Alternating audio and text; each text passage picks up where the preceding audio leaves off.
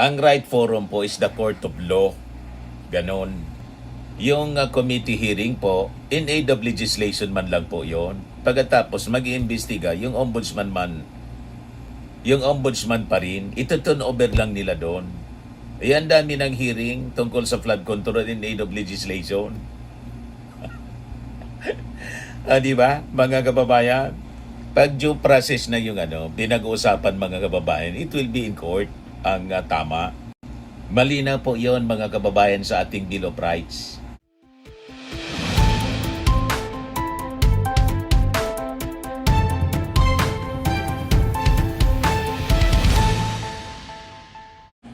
Hello po mga kababayan, si Dante Maravillas. Ano niya Mr. Maravillas yung mga latest na controversy ngayon? Yung PGMN founder na si Franco Mabanta na nahuli sa entrapment sa pangingikil kay Martin Romualdez, bumanat na naman po ngayon. Sabi niya, the biggest problem of the Philippines has always been corruption. The most corrupt Filipino politician of the 21st century is you, Martin Romualdez. Sabi dito sa report ng DCRH News, the war between PGMN and the single most corrupt Filipino politician of the 21st century has only just begun. Sa isang sit-down na video, nagbigay ng mensahe si PGMN founder Franco Mabanta para kay dating House Speaker Martin Romualdez, kung saan tinawag niya itong corrupt si Romualdez kaugnay ng umano'y pagkakasangkot nito sa issue ng flood control at iba pang aligasyon ng korupsyon sa bansa.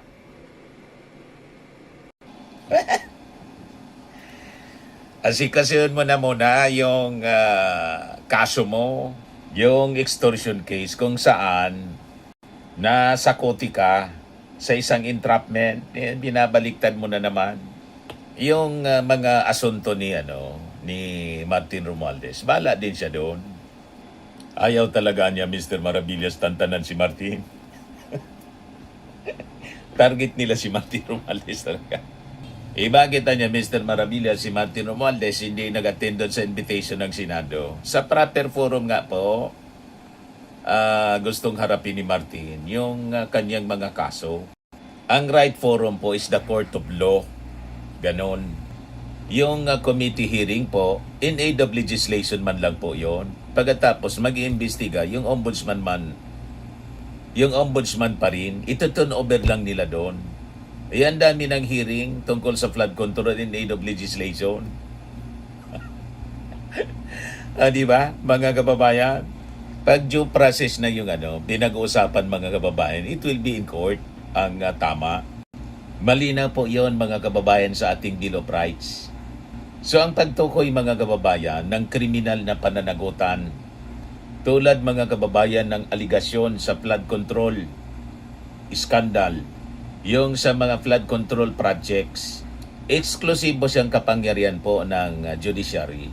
At ito po mga kababayan ng mga quasi-judicial bodies, tulad po ng office ng ombudsman, hindi po ng mga mambabatas, kasi yung mga mambabatas, kumbaga nag-imbestiga sila, in aid of legislation man lang po. So ang pagpupumilit nitong mga critics, na doon po depensan sa committee. Bakit doon depensan sa committee? In aid of legislation man lang po yon. Minsan nagagamit pa sa propaganda tulad ng mga ginagawa ni Libito Baligod at yung mga marites na witnesses niya. Nagagamit po sa sa grandstanding at trial by publicity. Di ba po? At mga black propaganda. Saka may prinsipyo na ino-observe mga kababayan, yung tinatawag na tawag dito, interparliamentary courtesy.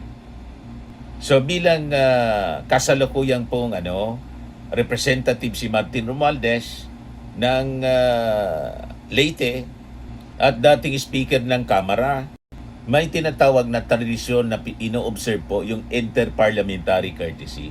So ang hindi niya pagdinig doon sa Senado, hindi po yun pag-iwas sa hustisya, kundi respeto sa tinatawag na co-equal branch ng ating gobyerno. Si Bato in-invite sa Congress, ayaw din. So bakit okay kay Bato na mag-refuse mga kababayan sa invitation ng Congress, tapos hindi po pwede kay Martin Romualdez? Diba? Double standard. Pag ganyan mga kababayan. Malinaw po yung naging payag, official na payag ng kampo ni Martin Romualdez. Harap siya sa tamang legal forum, and that is the court. So ang pag-iwas po doon sa political na committee, protection po ng kanyang karapatan. Habang inintay po yung patas na pagsusuri ng batas. So sa ilalim kasi po ng batas, yung burden of proof, nasa panig siya na nag-aakusa. At ang mga kasalukuyan pong mga paratang, puro man lang haka-haka. Maghanap muna sila ng matibay na ebidensya. Pag ganyan, mga puro haka-haka, mabilis siya na ibabasura lang po sa isang formal na paglilitis. Kasi napakalinaw po, maging yung Independent Commission on Infrastructure, nagpayag kanilang joint referral po sa Office of the Ombudsman. At sabi doon sa kanilang referral, it was issued without any finding of conclusion of guilt or liability. Si Martin Romualdez.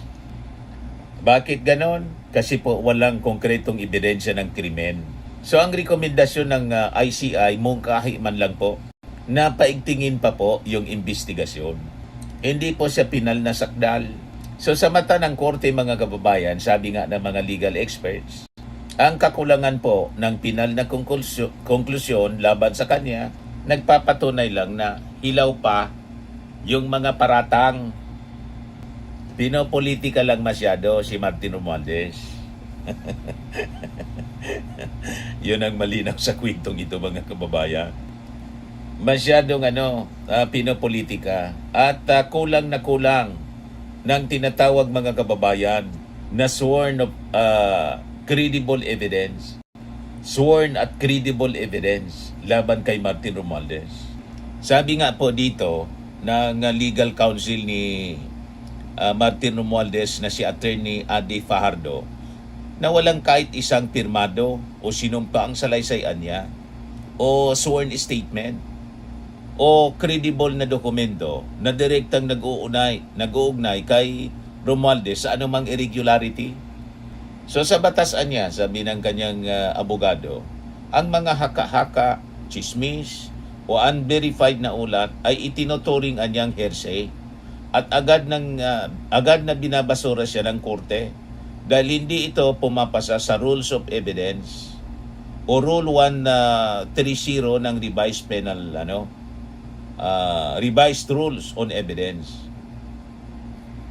Ngayon, sabi dito ng kampo ni Martin Romualdez, bakit niya walang kinalaman ang speaker sa anomalya sa pundo ng proyekto? O ito po, ang pagpapatakbuhan niya ng pamalaan ay nakabatay sa mga batas at administrative functions na malinaw na naghihiwalay sa kapangyarihan ng mambabatas at ng tagapagpatupad. Walang functional control niya ang speaker sa pambansang budget. So yan ang punto ng kanyang kampo. So maling ipagpalagay na ang speaker ang may control sa pundo dahil lamang siya ang pinuno ng Kamara. So ang pag-aprobaan niya ng budget ay kolektibong desisyon ng buong Kongreso, Kamara at saka ng Senado at hindi dikta ng iisang tao. Correct.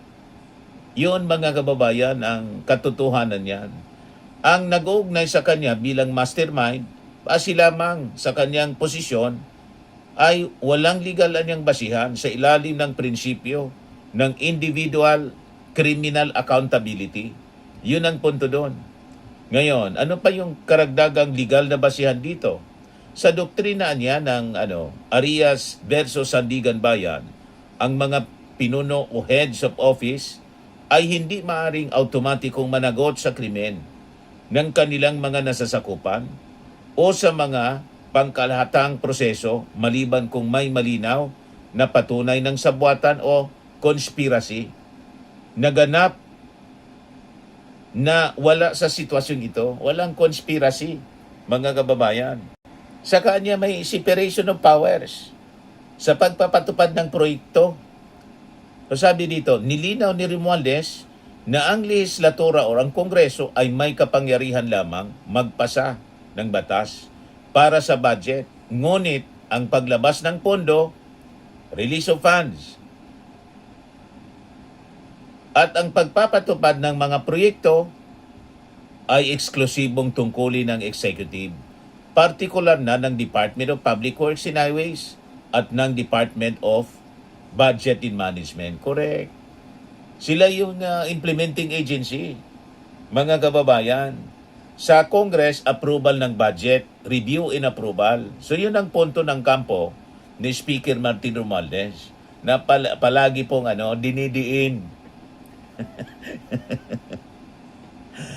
So sabi ng kanyang kampo, ang speaker niya ay walang operational or administrative na pakialam sa bidding, pagpipili ng kontraktor o pamamahagi ng pondo ng DPWH. Correct? So yun mga kababayan. Saka sa isinumiti mga kababayan na mga dokumento, ito, ng kampo ni Romualdez, walang anumang financial trail. At tulad po ng mga bank records o opisyal na resibo na nag-uugnay sa kanya sa mga questionable company o proyekto. Hindi tulad ng kaso ni Sara Duterte, may direktang link. Yung mga resibo, o siya mismo yung nag-issue mga kababayan ng resibo, yung opisina niya, kung saan puro chichirya. So ayon sa dating speaker, siya ay isang self-made individual na may malinis na reputasyon at walang lohika para ibulsa niya ang perang hindi sa kanya, lalo't pat malinaw na ang paghawak sa pondo ay nasa kamay ng mga ahensya ng executive. Ganon mga kababayan.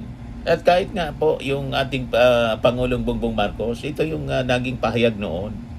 Nagpahayag noon sa mga ulat ng tanging mga aligasyong ibinabato laban kay Martin Romualdez nagmula lamang sa mga ingay at walang matibay na ebidensyang hawak ang gobyerno upang idiin siya na nagpapatunay na ang isyu ay lamang po ng politikal na motibo sa halip na tunay na paglabag sa batas.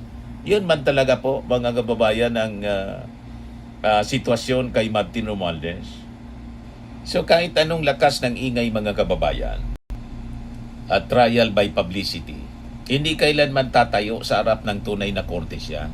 Itong mga tinatawag na kwentong kutsero lang, mga hilaw na rekomendasyon, at mga testigong walang mukha laban po kay dating Speaker Martin Romualdez. Ang totoong hustisya po nakabatay sa ating konstitusyon. Nakabatay sa sapat na ebidensya at saka nakabatay sa tamang proseso po ng batas. Tama pa? Hindi yung puro propaganda, puro haka-haka, puro kwento. Ayan man lang po yung ating short video ngayon. Ako po si Dante Maravillas. Bye-bye po. God bless.